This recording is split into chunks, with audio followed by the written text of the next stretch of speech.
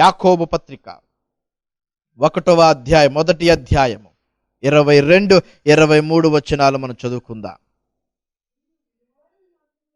మీరు వినువారు మాత్రమయ్యుండి మిమ్మును మీరు మోసపుచ్చుకొనకుండా వాక్య ప్రకారము ప్రవర్తించు వారునయ్యుండుడి.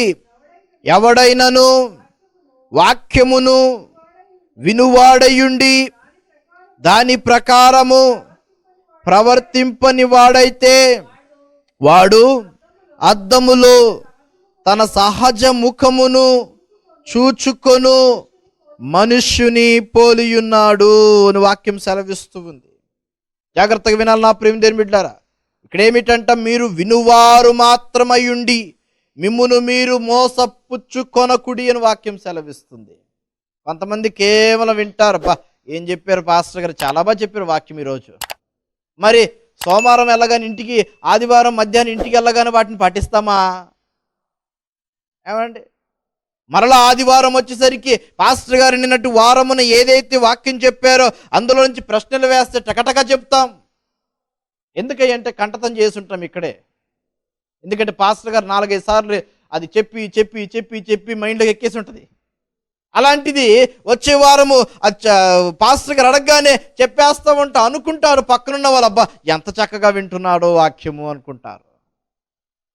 అయితే వారము మరలా లోకములోనికి వెళ్ళగానే నువ్వు వింటున్నావే కానీ ఆ వింటున్నటువంటి యొక్క వాక్యము ఏమాత్రం కూడా పాటించట్లేదు.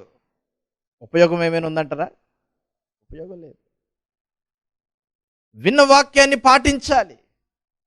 ఏం విన్నాను నేను? వాక్యం ఏం సెలవిస్తుంది? ఏ రీతిగా ఉండమని సెలవిస్తూ ఉంది? జాగ్రత్తగా ఉండమని సెలవిస్తుంది వాక్యము. అయితే ఈ వారములో నేను జాగ్రత్తగా ఉంటున్నానా? ప్రార్థన చేయమని సెలవిస్తూ ఉంది, అయితే నేను ప్రార్థన చేస్తున్నానా? చక్కగా ఉండమని సెలవిస్తూ ఉంది, అయితే నేను చక్కగా ఉంటున్నానా? వాక్యం సెలవిస్తుంది ఏమని? మీరు వినువారు మాత్రమయ్యుండి మిమ్మును మీరు మోసపుచ్చుకొనకుండా ఏం చేయాలంట? వాక్య ప్రకారము ప్రవర్తించువారునయ్యుండుడి. విన్నటువంటి వారుగా ఉంటే ఉపయోగము లేదు. ఆదివారం మందిరంలోకి వచ్చి, శుక్రవారం మందిరంలోకి వచ్చి, ప్రార్థనలో ఉన్నప్పుడు మందిరంలోకి వచ్చి వింటున్నాము అన్నట్టుగా కూర్చుంటే ఉపయోగము లేదు. విన్న వాక్యమును పాటించాలి. వినిన వాక్యము వారమంతయు కూడా నీకు ఉపయోగకరముగా ఉండాలి, నీకు ఆశీర్వాదకరముగా ఉండాలి, నీకు దీవెనకరముగా ఉండాలి. ఆ వాక్యము వారమంతయు కూడా నిన్ను ధైర్యపరచగలిగినదిగా ఉండాలి. ఎప్పుడైతే మనము దాని ప్రకారము జీవిస్తామో వాక్యము అనేది క్రియ నీ జీవితంలో జరుగుతుంది. వాక్యము అద్భుతము నీ జీవితంలో జరుగుతూ ఉంది.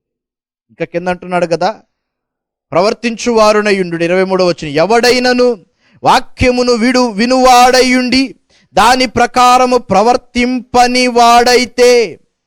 ఏంటంట?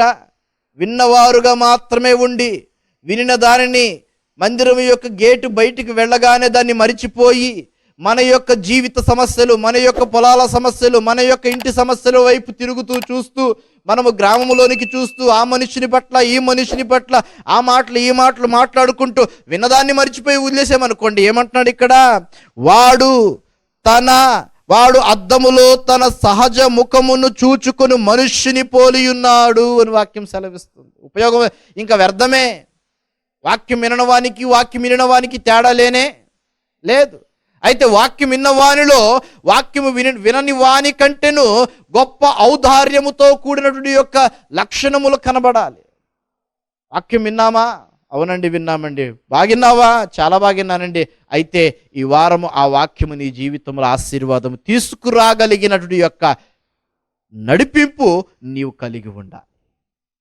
వాక్యం విన్నట్టుగా మాత్రమే విన్నామే కానీ వాక్యము ఏం విన్నానో దాని ప్రకారం జీవించకపోతే వారమంతయు కూడా ఉపయోగం లేనే. వాక్యం అంట మన ప్రవర్తనను సరిచేయగలిగిందంట. వాక్యం ఏం చేస్తుందంట? మన ప్రవర్తనను సరిచేస్తుంది. యవనస్తుడు దేని ద్వారా తన ప్రవర్తనను సరిచేసుకోగలుగుతాడంటే వాక్యం సెలవిస్తుంది, కేవలము వాక్యము ద్వారా మాత్రమే. దేవుని వాక్యము చదువుట ద్వారా మాత్రమే, దేవుని వాక్యము అంగీకరించుట ద్వారా మాత్రమే, దేవుని వాక్యము విని దాని ప్రకారముగా జీవించువారుగా ఉన్నప్పుడు మాత్రమే అది అద్భుత కార్యాన్ని జరిగిస్తూ ఉంటుంది దేవుని వాక్యం. కాబట్టి మనం జాగ్రత్త పడాలి. మొదటి విషయంలో వినుటలో మనం జాగ్రత్త పడాలి. వినుట వలన విశ్వాసం కలుగుతుంది. ఆ విశ్వాసం మన జీవితంలో మెండుగా దేవుడు అనుగ్రహించులాగున మనం ప్రార్థన చేయాలి. ఆ వాక్యాన్ని విని వాక్య ప్రకారముగా జీవించాలి.